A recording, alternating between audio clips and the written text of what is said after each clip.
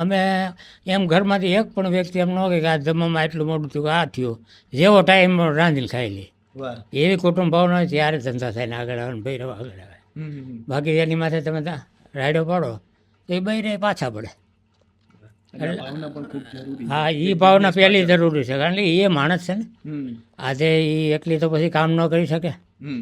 આ ધંધામાં એને રહેવું હોય તો પછી ઘરમાં કામમાં આપણે થોડોક સપોર્ટ તો દેવો જ પડે ને. હમ.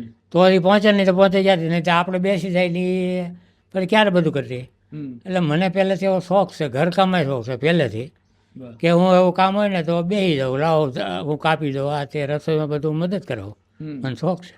વાહ. એટલે તો જે રીતે દાદાએ વાત કરી, બેને વાત કરીને, આ પરિવાર છે તે દરેક લોકો માટે અત્યારે આદર્શ બની શકે તે પ્રકારનો પરિવાર છે. કારણ કે આજકાલ આપણે જોઈ રહ્યા છીએ કે વિભક્ત કુટુંબો જોવા મળી રહ્યા છે, ગામડાઓ સતત ખાલી થઈ રહ્યા છે, લોકો છે તે અત્યારે ખૂબ માનસિક યાતનાઓ વેતીને પોતાના માથે વિતાવીને પણ ક્યાંક ને ક્યાંક અત્યારે સંઘર્ષ કરી રહ્યા છે. તેની વચ્ચે ગામડે રહીને અને ખૂબ શુદ્ધ વાતાવરણમાં અને તેઓ અત્યારે જે રીતે જીવન જીવી રહ્યા છે, બિઝનેસ કરી રહ્યા છે, તે ઘણું બધું કહી જાય છે. તો હાલ તો બસ આટલું જ. ફરી મળતા રહીશું વાત ગુજરાતી પર.